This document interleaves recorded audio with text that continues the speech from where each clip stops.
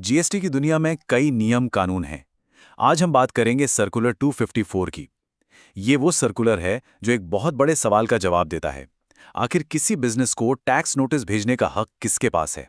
और ये सवाल सिर्फ एक मामूली सवाल नहीं है। ये हर बिजनेस के लिए बहुत ज़रूरी है। क्योंकि सोचिए, अगर गलत अधिकारी ने नोटिस भेज दिया तो उसके कानूनी नतीजे कितने बड़े हो सकते हैं। दिक्कत ये थी कि अब तक कुछ खास तरह के टैक्स मामलों में इस सवाल का जवाब साफ ही नहीं था। और इसी कंफ्यूजन की वजह से जीएसटी सिस्टम में एक उलझन बनी हुई थी। मतलब टैक्स पेयर और अधिकारी दोनों ही पशोपेश में थे। तो आज हम इसी सर्कुलर 254 को पूरी तरह से समझेंगे। हम देखेंगे कि आखिर सिस्टम में कमी क्या थी, फिर इसे ठीक करने के लिए कौन से अधिकारी तय किए गए, नई मॉनेटरी लिमिट्स क्या हैं, प्रक्रिया में क्या बदलाव आए हैं, और सबसे आखिर में टैक्स पेयर्स के लिए इसका क्या मतलब है। ठीक है, तो चलिए सबसे पहले इस कमी को समझते हैं। देखिए, किसी भी टैक्स कानून का सबसे ज़रूरी हिस्सा ये जानना होता है कि उसे लागू करने की पावर, उसकी अथॉरिटी आखिर किसके पास है। और यहीं पर प्रॉपर ऑफिसर का कॉन्सेप्ट आता है। आसान भाषा में समझे तो प्रॉपर ऑफिसर टैक्स डिपार्टमेंट का वो अधिकारी होता है जिसे कानून ने किसी खास टैक्स मामले को संभालने का अधिकार दिया हो, जैसे कि नोटिस जारी करना या कोई ऑर्डर पास करना। और असल समस्या यही थी।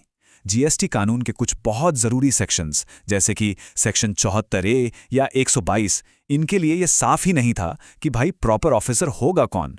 मतलब एक कन्फ्यूजन था, एक गैप था सिस्टम में।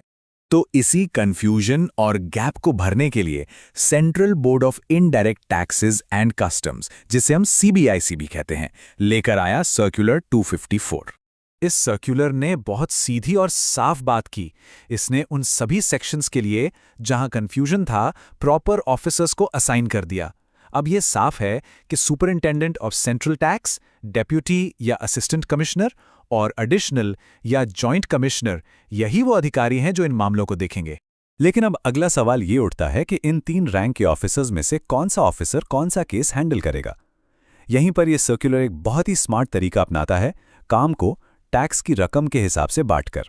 तो चलिए सेक्शन 74A के तहत जो टैक्स डिमांड होती है उस पर एक नज़र डालते हैं। सर्कुलर ने साफ साफ मॉनेटरी लिमिट्स यानी पैसों की सीमाएं तय कर दी हैं ताकि ये पक्का हो सके कि हर केस सही अथॉरिटी के पास ही जाए। इस टेबल को देखिए, ये बहुत अच्छे से समझाता है। अगर सीजीएसटी की रकम 10 लाख रुपए तक है तो मामला सुपरिटेंडेंट के पास जाएगा। अगर ये 10 लाख से 1 करोड़ के बीच है तो डेप्यूटी या असिस्टेंट कमिश्नर देखेंगे।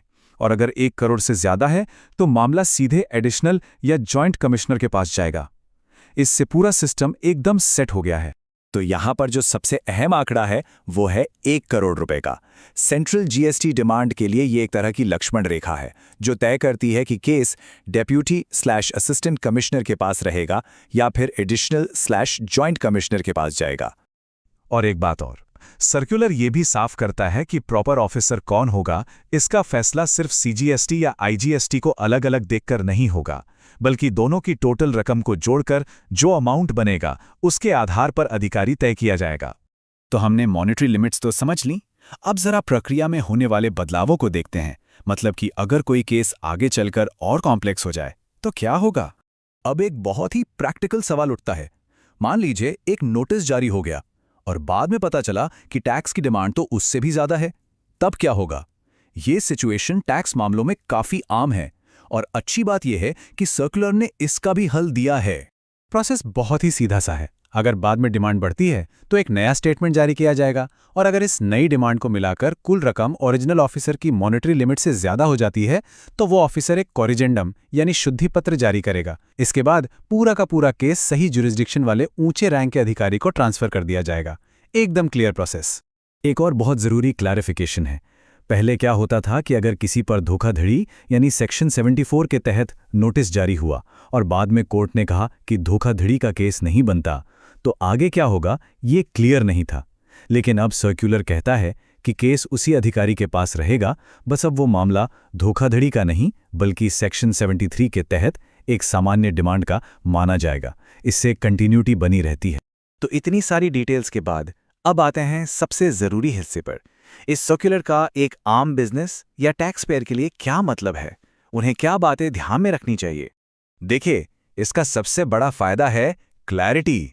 अब ये साफ है कि किस अधिकारी के पास नोटिस जारी करने का अधिकार है। दूसरा, मॉनेटरी लिमिट्स तय होने से अधिकार क्षेत्र के झगड़े खत्म हो जाएंगे। तीसरा, अगर टैक्स डिमांड बढ़ती है तो उसका भी एक तय प्रोसेस है। और सबसे जरूरी बात, अगर किसी को नोटिस किसी ऐसे अधिकारी से मिलता है जिसके पास सही मॉनेटरी जुरिस्डिक्शन नहीं है, तो उस नोटिस को कानूनी तौर पर चैलेंज किया जा सकता है। मतलब अब पूरी प्रक्रिया में एक निश्चितता आ गई है। तो सवाल यही है कि क्या ये नई क्लैरिटी, ये नई पारदर्शिता जीएसटी विवादों को सुलझाने में ज़्यादा कुशल और निष्पक्ष साबित होगी? इस सर्कुलर का इरादा तो यही है कि टैक्स एडमिनिस्ट्रेशन को सुधारा जाए, लेकिन इसका ज़मीन पर कितना असर होगा, ये तो हमें आने वाला वक्त ही बताएगा।